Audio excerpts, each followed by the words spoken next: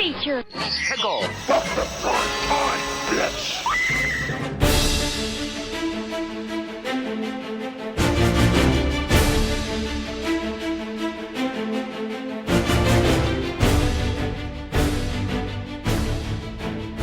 Hey guys, this is Mike the Birdman here, and I'm here with yet another edition of Botched Roll, only on thisweekingeek.net. And well, it is that time of year again, something that I always look forward to. It is Free RPG Day yet again, and of course, I get the opportunity to talk about it. Now, hopefully, you are out there channeling your inner loot goblin, and I really hope you are this year. Now, awesomely, the good folks over at Free RPG Day have sent over their entire media kit, which means I got a chance to take a look at everything that is being offered from Free RPG Day, and there's a lot to get to. Now, I'm not going to talk about everything that's there, but this year had some pretty cool stuff and some stuff that I just kind of want to highlight as kind of a preview for what you can expect to pick up. Now, I did post these over on my Blue Sky account. If you want to see some of the things that I picked out, and my Blue Sky account you can find here on the website, or Birdman Guelph, not too hard to find. Just look for the picture of yours truly holding a giant turtle shell shaker, because it is also National Indigenous Peoples Day here in Canada, at least. So, miigwech to all of you that are listening. That is thank you in Ojibwe.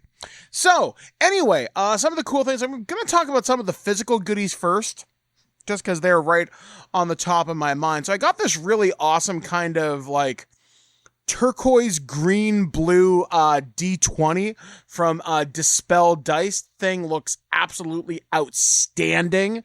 I'm really pleased to see that. I really I might actually use this in one of my Star Trek Adventures games. I haven't checked yet if it fits inside my tricorder, but it probably should. And I think I got a Dispel Dice last year, but I don't quite remember.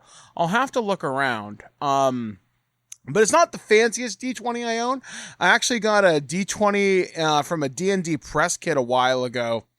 That was a Swarovski crystal. I think I got that when I got my book for Tasha's Cauldron of Everything. So quite a while back, but still. Anyway, another cool thing, yet another sample deck from the Deck of Worlds, and that's from the Story Engine, which they're going to be doing some more exciting stuff later on this year, so to be sure to be checking those guys out.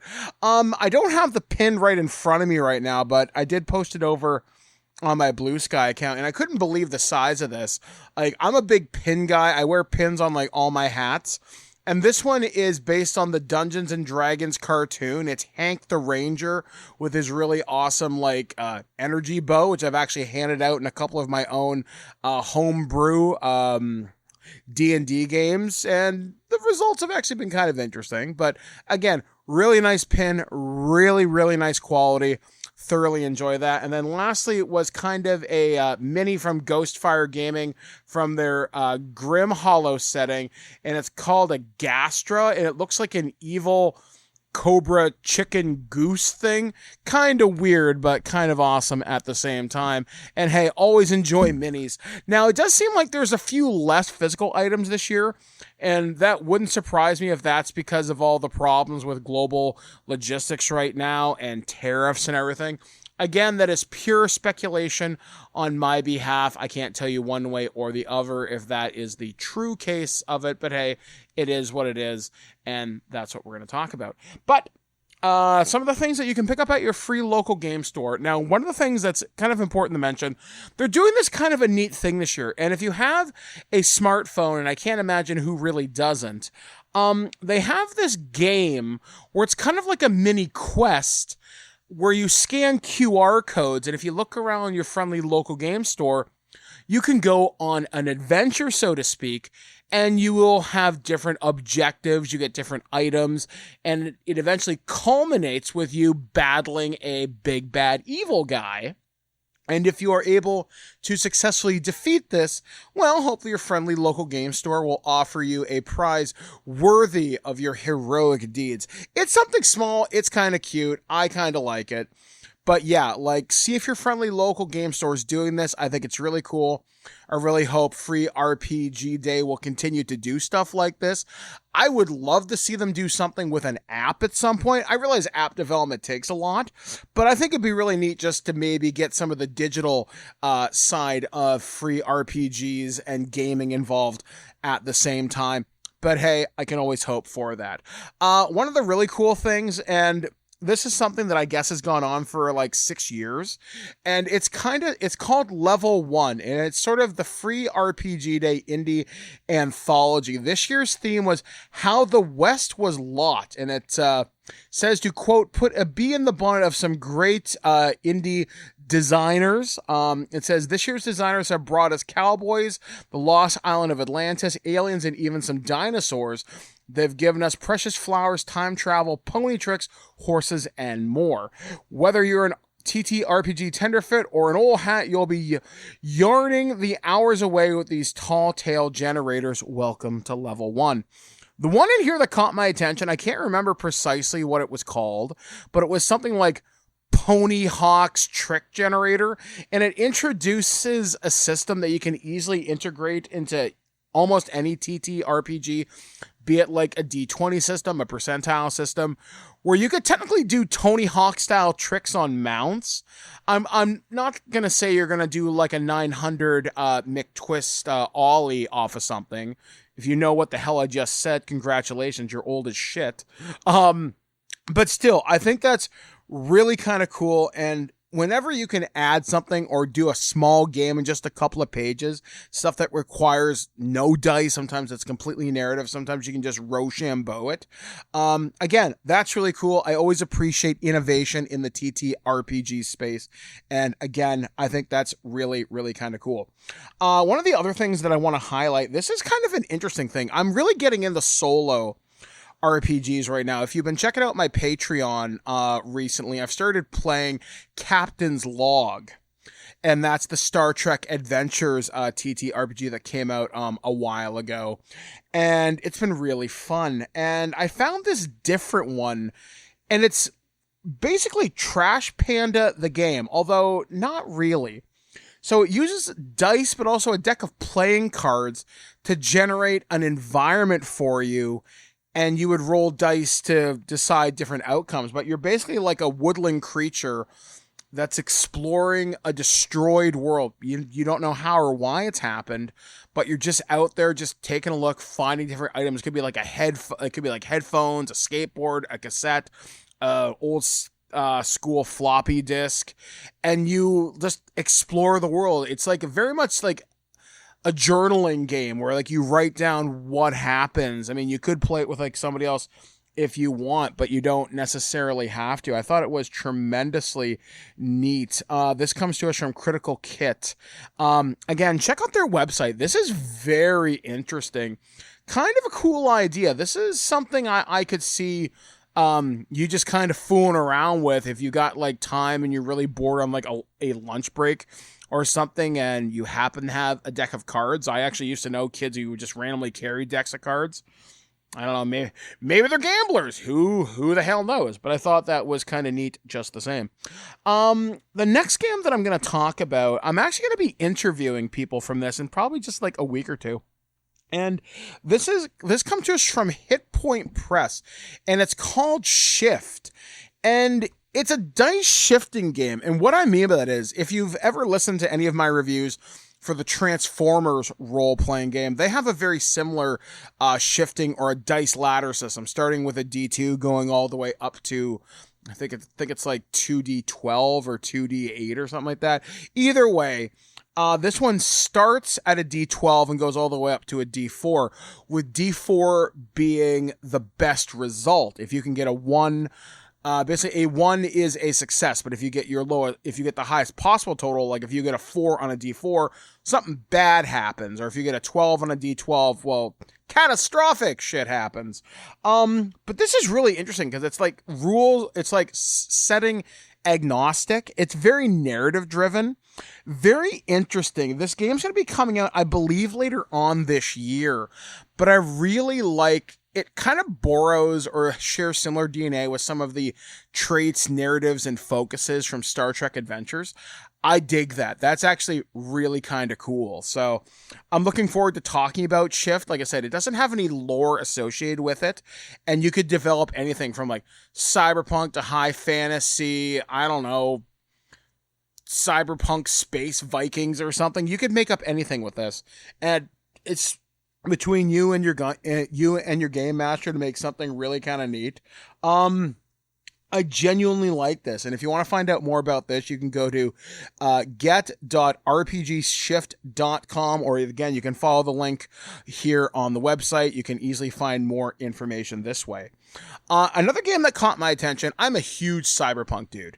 I love Shadowrun, Cyberpunk Red. I think I played a game called Urban Shadows or something a while ago.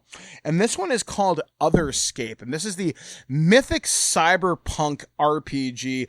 This comes to us from Son of Oak Game Studios.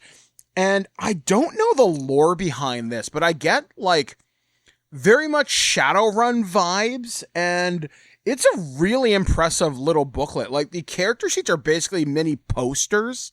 And again, it focuses on like a trait system, and there's like disadvantages built in, and it's very go back and forth. You can succeed, but at a cost. It's very interesting. I actually may want to reach out to these guys to do something later on in the year with them. Again, I just think it's something tremendously interesting, and there's just a lot of effort put into this for a demo game on Free RPG Day. Like I said, if you see Otherscape at your local game store, don't sleep on this. I thought this was actually very cool. And if anybody out there has played this, please hit me up. This sounds really neat. So, Mike at thisweekingeek.net, or you can tag us here on Blue Sky. I'd love to hear from you. In fact, I'd like to know what you guys got at your friendly local game store, and how far you got in the proverbial dungeon quest, as it were, that is happening at the friendly local game stores. But like I said, it's the production value. I think the system is interesting. I don't think it'd be very hard to learn. And that's kind of how I judge a lot of these games, is how quickly can you learn? If you were walking to the store, could you learn this game in 5 minutes at a glance? Or is it something that's going to hold your attention that you could easily learn it within like an hour or two? Are you going to go home tonight and play one of these things? I think is also another pretty good justification as well. And if you are a game table that's looking for something fun to do, I think today's a really good day to go out there and have the buffet of RPG and perhaps find something new and exciting. This next one, this comes to us from Exalted Funeral. That's a hell of a name. And it's two separate games, but the one I kind of want to focus on is called Land of M, or EEM. I think it's pronounced. It's weird. It's like Muppets, but like Adventure Timey. It's very like lighthearted fantasy, and the adventure is called Curse of the Chickenfoot Witch. And again, it very much feels like an episode of like Adventure Time or like The Fraggles. It's very weird. The system's a lot deeper than what I would think it is, but again, pretty interesting. I love the NPCs. There's literally a stupid pug familiar with like the goofiest artwork I've seen. But that's not all. Also in the same book, there's Monty Python's Concurricular Medieval Reenactment Program. Then it has a role-playing game, and that's crossed out. No, it isn't. And it's weird. And I guess that's kind of the new thing for this year, Monty Python role-playing. Not my jam, because I've seen a couple of the Monty Python things, and maybe I'm just too North American where the humor doesn't always hit with me, but whatever. I like the other thing a little bit better. Again, wonderful artwork too. There's like a huge box set for this as well. I'd be very curious to learn more about this. Again, I may reach out to these guys just so like I can learn more, maybe talk to like the lead designer, learn more about the lore, the bestiary. Again, a lot of work went into it just at a glance, and I think that's something definitely worth kind of checking out. Some of the other things that I want to talk about here as well. This one kind of caught my attention because I've been doing a lot of Dungeons and Dragons 5th edition gaming over the last year and a half. Like, my gaming group has been together for over a year and a half now, playing with the same people all the time. And it's actually really nice. I haven't had an ongoing campaign like ever that didn't fizzle out after like 3 or 4 months. So that's friggin' awesome. And this one very much reminds me of where my RPG roots started, but I never got a chance to experience. So the guys over at Goodman Games, they're doing this crowdfunding for something called Castle Whiterock, The Dying Light of Castle Whiterock. And it's like this very much like AD&D styled adventure. It is compatible with their DCC system, but also works for the 5th edition. And what they're describing this as a mega dungeon box set. Explore the labyrinthine dungeons below a ruined castle to uncover long lost lore, forgotten treasures, deadly foes, and numerous factions. And it features a full 15 levels, 14 sub-levels, regional gazetteer of the Northlands, fully developed Silly of Silmar, and poster maps. And it works for levels 1 to 10 for the DCC, or 5th edition for levels 1 to 20. I'm just going to read you the back of it, because, like, again, this sounds neat. A rock slide near Castle Whiterock reveals an ancient watchtower perched high above the lower courtyards. From the tower's path, a flickering flame casts an unnatural light that pierces the haze of the mountains like a blade. In the flame's glow, massive moths the size of livestock dance around the lights, casting flickering shadows below. What secrets are hidden below that eldritch edifice? Does your band of heroes have the courage and the prowess to explore such a forlorn structure and uncover the history of its purpose? The Dying Light of Castle Whiterock is the perfect prequel adventure to launch a Castle Whiterock campaign. Designed for 2nd level 5th edition characters and 1st level DCC RPG characters, this fully developed adventure to include 9 encounter areas, 2 maps, 2 new monsters, 2 new magic items, and 2 player handouts. Pledge for the full campaign, yada, yada, yada. What caught my attention with this, it's the artwork. This feels like an adventure from the 70s and the 80s from AD&D, and I mean that in the best possible manner. It feels like old school TSR, which I think is really, frankly, friggin' awesome. I really dig this. So I thought that was kind of cool. The next thing that I'm going to mention here, this one comes from our friends at Chaosium. So this is like Call of Cthulhu, RuneQuest, Pendragon, Age of Vikings. And they put out this very extensive and very well done basic role-playing universal game engine quick start rules. You could build anything you want around this. Like, Call of Cthulhu, as I've always thought, is a really easy percentile system to learn. Once you get the hang of it, you can learn this thing in like 15, 20 minutes. Now, are you going to be rolling up investigators that quickly? Maybe, maybe not. But I thought this was really easy. And again, the fact that Chaosium is celebrating 50 years from 1975 to 2025, that's friggin' impressive. Like, that's awesome. I'm a huge fan of Call of Cthulhu. I have played Pendragon before. I thought it was fun because we had Macho Man Randy Savage as voiced by Ed Asner. Trust me, it's a thing. You want to find out more about that, you can go check out terriblewarriors.com. Go check out the Pendragon campaign if you're so inclined. Again, I like having quick start rules where it teaches the entire system.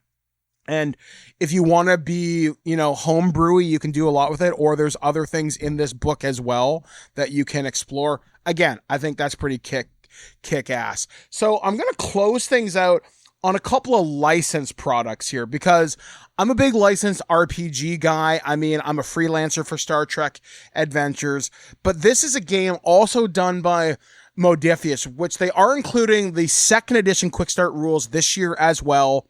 Dreams and Machines is, I think, another game that's appearing in the RPG set this year as well. But the one I'm going to talk about, because it's such a hot IP, and the 2nd season of the Amazon show is premiering in December with New Vegas. Yes, that's right. I'm talking about the Fallout role-playing game. And as of this recording, They've just announced the second edition of, I think, Wasteland Warfare, if I'm not mistaken. But yeah, like the Fallout role-playing game, again, an incredibly well-supported book and line that gives you all the world that you want to play, like very Fallout 4, very Fallout 76 focused. And again, if you want to incorporate some of the stuff that we've learned from the Fallout television shows, and if you want to play your own version of The Ghoul, you could.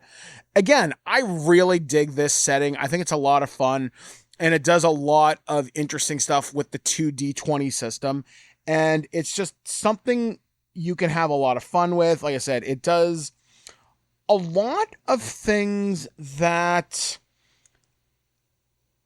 the older Fallout games maybe didn't. And I know there was like a previous one from like 10,000 years ago, and I read through it once and I wasn't too impressed with it.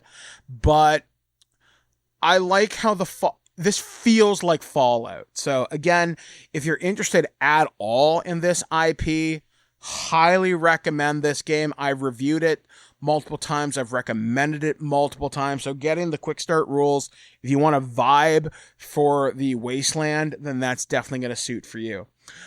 This next one, it's kind of a smaller thing, and it's kind of the it's the Avengers expansion preview for the Marvel Multiverse role-playing game featuring a Thunderbolts adventure. You can basically learn the mechanics of the 616 system. You only need 3 6-sided dice, which is really cool. This line is fairly well supported. There's the core rulebook, the Spider-Verse, X-Men, and there's one for Deadpool, roleplays the Marvel Universe, and the Cataclysm of Kang. I'm looking forward to getting the Avengers later on this year. But the neat thing about this one is you're fighting the Enchantress and a giant goose. Need I say more?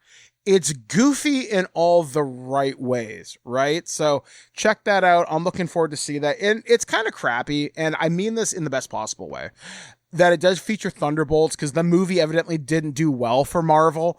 I think it's pretty interesting. It's basically like Trauma, the movie. I enjoyed it. Maybe it'll find a better life when it comes to streaming, inevitably very soon.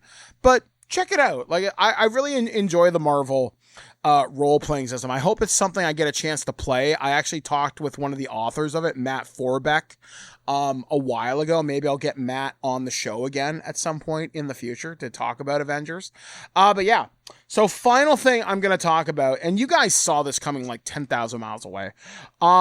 This comes to us from Renegade Game Studios. I'm actually working on the Transformers 1 sourcebook review right now, and that'll probably come out next week. And it is a adventure which crosses G.I. Joe and Transformers Shock and Mayhem. I love the crossover of the Essence 20 system, where if I wanted to have Megatron and Shockwave fight Goldar and the Dragon Zord, I could do that. Or if I wanted to have Sergeant Slaughter kick the crap out of, like, I don't know, Daniel Witwicky, for some reason he beats up kids. You could do that, right? I think that's really interesting. And again, just having the artwork on the front, this Decepticon riding like a Hiss tank and all that stuff. I'm just looking through the book right now, seeing if I can see any of the cool characters. You're getting, for threats, you're getting the Hiss 2 tank, which is the Hiss tank that has the extended cab on the end. You're getting like your basic Decepticon foot soldiers. You're getting your Iron Grenadier, which is like, I think those are Destro's guys. You're getting an Iron Grenadier neophyte, but in terms of name characters, you're getting Shockwave. I haven't compared this Shockwave against the other characters, like from the core Decepticon books, to see if the stats are the exact same. But again, that's pretty kind of cool, just to get like a big character like Shockwave in a free RPG day book, because that was something I felt like the earlier Renegade books didn't do. They didn't give you nearly enough named Decepticons and named Autobots. Here, it's free. You're getting Shockwave because it's only logical. Flesh creatures. But anyway, guys, yeah, there is so much more. There's stuff there for Pathfinder, Starfinder, There's more free goodies. I saw a couple of D6s in there. I think there's like 1 or 2 more minis that I saw. There's like all sorts of like other different games. I know there's stuff from Kobold Press in there. I think there's another D&D thing. It's called like Yojimbo or Ojimba or something like that. Foam Brain Games did some stuff there. Like, there's so many partners that it's impossible to talk about everything when you wouldn't be here for like 3 hours. But no, like, this is a fantastic part. And I was saying this when I interviewed Jim Johnson the other day. We are in such a unique time in our hobby where now it's not just D&D, it's not just Pathfinder. We have new and exciting things like Daggerheart, which I'm hopefully going to be reviewing rather soon. We have major IPs based on Star Trek, Fallout. We've had IPs based on like Conan and Judge Dredd. We are really eating good right now. I know Free League put out a game called Dragon's Bane, right? We just had a major Kickstarter for Alien with Alien Evolved, and that comes out like in just a few months. Like, it's such a fun time to be a part of this hobby. I'm excited to be participating in it, not just as a player and as a game master, but as a part of the team that gets to shape the future of this hobby. And I'm so excited to be a part of that. So guys, when you go out to your friendly local game stores today, hopefully you will have fun. Hopefully you will have just an exciting a time as I did doing this, and hopefully you will find some wonderful new games.